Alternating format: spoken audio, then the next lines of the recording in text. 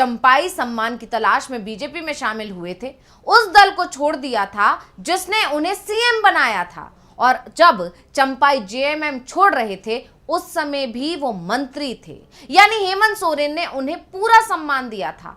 चाचा बोलते थे, लेकिन चाचा ने कह दिया कि हेमंत उनका भतीजा नहीं है। चंपाई चाचा बीजेपी में शामिल हो गए, लेकिन 3 सप्ताह में ही चंपाई को अपनी गलती का एहसास हो गया है। उन्हें एहसास हो गया है कि बीजेपी में उन्हें वो सम्मान नहीं मिलेगा जो जेएमएम में मिल रहा था। बीजेपी के नेता चंपाई को किनारे लगाने में जुट गए हैं। दरअसल बीजेपी चुनाव से पहले झारखंड में परिवर्तन यात्रा निकाल रही है। सोच रही है कि इस यात्रा के सहारे राज्य की हेमंत सोरेन की सरकार के खिलाफ माहौल तैयार किया जाएगा और सत्ता परिवर्तन हो जाएगा। झारखंड में 20 दिन में ही चुनावों का ऐलान होना है। ऐसे में परिवर्तन यात्रा माहौल बनाएगी जिसे बीजेपी चुनावों में भुनाएगी। मकसद साफ है, हेमंत सोरेन को सत्ता से हटाना है और 5 साल बाद फिर से झारखंड में सरकार बनानी है। लेकिन यह मुश्किल दिख रहा है क्योंकि हेमंत सोरेन आज भी झारखंड के सबसे लोकप्रिय नेता हैं।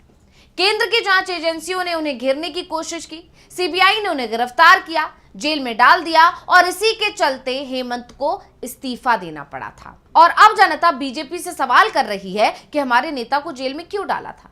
यानी साफ है कि बीजेपी को हेमंत के पक्ष में जो सहानुभूति की लहर चल रही है उससे लड़ना है। सरकार बनाने की बात तो बाद में आती है और फिर तो बीजेपी में ही टकराव चल रहा है तो मुश्किल और ज्यादा बढ़ जाती है, क्योंकि पार्टी के तमाम नेता इस बार नाराज हैं और इस बात से नाराज हैं कि चंपाई को पार्टी में शामिल क्यों किया गया है। और इस गुटबाजी का असर पार्टी के बैनर पर, पोस्टर पर साफ साफ दिख रहा है।